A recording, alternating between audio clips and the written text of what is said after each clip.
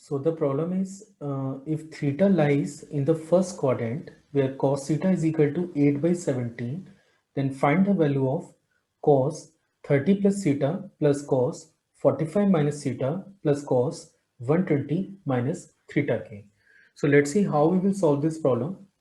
देखिए सबसे पहले cos थीटा की अगर बात करें तो cos थीटा की वैल्यू आपको गिवन है, cos theta is provided 8 upon 17 के, और साथ में ये भी दे रखा है कि ये जो एंगल है ये फर्स्ट क्वाड्रेंट के अंदर लाई कर रहा है। तो हम लोग काम कर लेते हैं, यहाँ से साइन थीटा की वैल्यू भी पता कर लेते हैं। Let this angle is theta, base आपका 8 और ये अगर मैं 17 यूज करूं तो with the help of Pythagoras आपको एल्टीट्यूड 15 मिलने जा रहा है। तो cos थीटा अगर 8 बाई 17 है तो मैं ये क्लेम कर सकता हूं कि साइन थीटा की जो वैल्यू है, sine theta must be equal to 15 by 17 के। सो नाउ यू सी कि what we are doing in the question. देखिए क्वेश्चन हमें दे रखा है cos of 30 plus theta, cos of 30 plus theta, this is the question part, plus cos 45 minus theta plus cos 120 minus theta के। तो आप यहाँ पे देख सकते हैं कि यहाँ पे a plus B, cos A plus B का फॉर्मूला हमें रिक्वायर्ड होगा, यहाँ पे कॉस ए माइनस बी का फॉर्मूला हमें रिक्वायर्ड होगा, और यहाँ भी कॉस ए माइनस बी का फॉर्मूला हमें रिक्वायर्ड होगा। तो अगर मैं फॉर्मुलेस की बात करूं, so the formula for cos of A plus B, तो cos of A plus B हमारे पास होता है cos A cos B minus sign A into sine of B के। सिमिलरली अगर मैं cos of A minus B की बात करें, cos of A minus B की अगर अपन बात करें, so this is equal to cos A cos B plus sine A into sine of B के। तो मैं ऐसा एक्सपेक्ट कर रहा हूं कि आपको ये फॉर्मूले पता होंगे। चलिए अभी क्वेश्चन शुरू करते हैं। देखिए फर्स्ट टर्म है cos 30 प्लस थीटा, तो मैं इसे लिख सकता हूं cos 30 cos theta minus sine 30 into sine of theta के। This is the first part. Second part की बात करें तो इसको हम लोग लिख सकते हैं cos 45 cos theta plus sign 45 into sine of theta के। आई यूज द फॉर्मूला है, और तीसरे टर्म में भी फॉर्मूला अप्लाई कर देते हैं, तो ये बनेगा cos 120 cos theta cos 120 cos theta plus sign 120 degree into sine of theta के। हमने इसको ऐसा लिख दिया है। अब कुछ नहीं करना है, यहाँ पे जितनी भी वैल्यूज आपको नोन है वो सब आप रिप्लेस करते जाइए।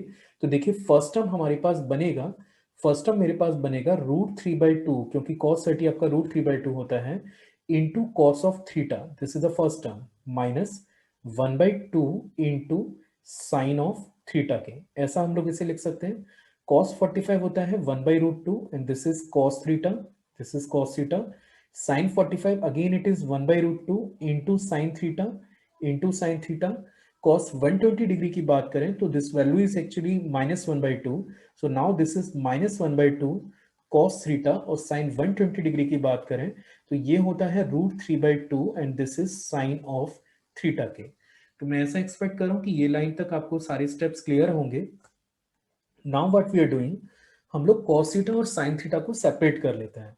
तो देखिए अगर मैं cos थीटा को कॉमन लेता हूं तो देखते हैं कि ब्रैकेट में हमारे पास क्या आएगा। एक तो ये √3/2 आपको नजर आ रहा है, दूसरा 1/√2 आपको नजर आ रहा है, ये टर्म 1/√2 आपको नजर आ रहा है, और एक -1/2। ठीक है, और अगर मैं साइन थीटा को सेपरेट करता हूँ, साइन थीटा को सेपरेट करते हैं, तो आप देख सकते हैं कि एक आपके पास √3/2 है, ये वाला टर्म √3/2 है, इसके बाद -1/2 है, एंड दिस इज 1/√2 के, दिस इज 1/√2 के। या फिर आप देख सकते हैं कि यहाँ पे फिर से कुछ टर्म्स हमारे पास कॉमन आ रहे हैं, और जो कॉमन टर्म आ रहे हैं डेट इज √3 -1/2 प्लस 1/√2, ये पूरे टर्म को आप ये लिख सकते हैं। तो ये दोनों टर्म हमारे कॉमन आ गए, और इन ब्रैकेट में cos theta plus sine theta ये आपको मिलने जा रहा है।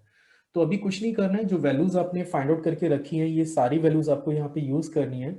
तो सबसे पहले बात करते हैं cos थीटा की। तो क्वेश्चन में cos थीटा आपको प्रोवाइडेड था 8/17, फाइन। और यहाँ पे साइन थीटा की वैल्यू आपने निकाली थी, साइन थीटा आपने फाइंड आउट किया था 15 17 के, साइन थीटा इज 15/17। तो यहाँ पे आप 15/17 इसको यूज कर सकते हैं।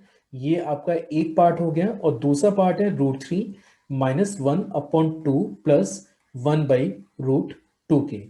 8 + 15 की बात करें तो ये हमारा बन जाता है 23/17। This is a first term, और this is √3 - 1/2 + 1/√2, and this is the value of the given expression. I hope so you have liked this video.